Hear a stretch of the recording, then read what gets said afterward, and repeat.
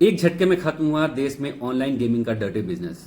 21 अगस्त 2025 को संसद ने पास किया है online gaming promotion and regulation bill. Bill का मकसद है गैम्बलिंग नेचर के ऑनलाइन गेम्स के हार्मफुल इफेक्ट को न्यूट्रलाइज करना। अब गेम के नाम पे चल रही ठगी जो लोगों की बचत और जिंदगी दोनों खा रहे थे, उन पर लगेगी सख्त रोक। बिल के दायरे में बैंक्स और फाइनेंशियल इंस्टीट्यूशंस भी हैं जिन्हें ऐसे किसी भी प्लेटफॉर्म का अकाउंट खोलने और ऐसे ट्रांजैक्शंस को प्रोसेस करने से मना किया गया है। इस नए कानून में उन इन्फ्लुएंसर्स और सेलिब्रिटीज के लिए भी 2 साल की सजा का प्रावधान है जो ऐसे गेम्स को प्रमोट करते पाए जाएंगे। प्रश्न है कि इसकी जरूरत क्यों थी? पिछले कुछ सालों में ऑनलाइन मनी गेमिंग प्लेटफॉर्म्स ने काफी डैमेज पहुंचाया है। कई फैमिलीज ने अपनी hard earn saving in apps के झूठे रिटर्न्स के चक्करों में खो दी। गेमिंग एंड मनी के इस डेडली कॉकटेल का सबसे आसान शिकार यंगस्टर्स बनते थे। इस मायाजाल का सफर तो शुरू होता था एंटरटेनमेंट से, पर बात कब तक एडिक्शन और फाइनेंशियल डिस्ट्रेस तक पहुंच जाती थी पता ही नहीं चलता। सरकार ने इन खतरों को देर से ही सही पर अल्टीमेटली पहचाना और मजबूत कानून के साथ जवाब दिया है। कुछ लोगों का तर्क है कि इस कानून से एक उभरती मल्टी बिलियन डॉलर इंडस्ट्री को चोट पहुंची है और कई लोगों की रोजी रोटी पर भी संकट आया है। पूरी तरह से बैन करने के बजाय सरकार को इसे ढंग से रेगुलेट करना चाहिए था। बात तार्किक है पर सही नहीं।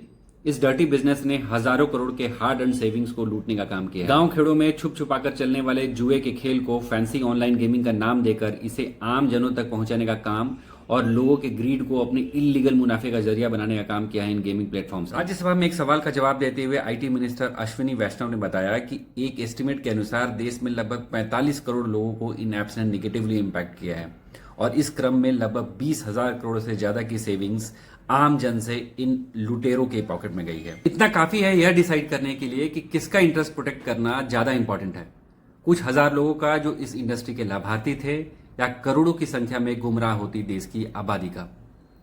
और जहां तक बात है कि कंप्लीट बैन की जगह बेटर रेगुलेशंस बेहतर ऑप्शन होता तो शायद उन मासूमों को यह पता नहीं कि बेटर रेगुलेशन जैसी कोई चीज होती नहीं हमारे देश में। कानून और सिस्टम के लूपहोल्स का फायदा उठा ऐसे प्लेटफॉर्म्स अपनी लूट जारी रखते। कुछ लोगों का यह भी कहना है कि इससे एक अच्छी खासी उभरती नॉन मनी गेमिंग इंडस्ट्री का कबाड़ा हो गया। यह भी सरासर गलत है। ऐसा सोचने के पहले हमें यह समझना होगा कि देश में ऑनलाइन गेमिंग का स्ट्रक्चर क्या है। हमारे यहाँ ऑनलाइन गेमिंग स्ट्रक्चर के 3 फॉर्मेट हैं। पहला है ई स्पोर्ट्स, जो स्किल बेस्ड स्पोर्टिंग कल्चर को बढ़ावा देते हैं।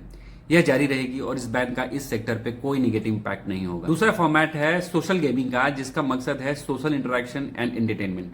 यह भी पहले की तरह चलता रहेगा। इस कानून का असर उस तीसरे फॉर्मेट पर पड़ा है जो ऑनलाइन मनी गेम्स थे, ऐसे गेम्स जिसपे फाइनेंशियल स्टेक्स इन्वॉल्व होते थे एंड जो स्किल्स और चांस या दोनों के कॉम्बिनेशन पे बेस्ड होते थे। ऐसे गेम्स पर प्रहार करना ही इस बिल का मकसद था।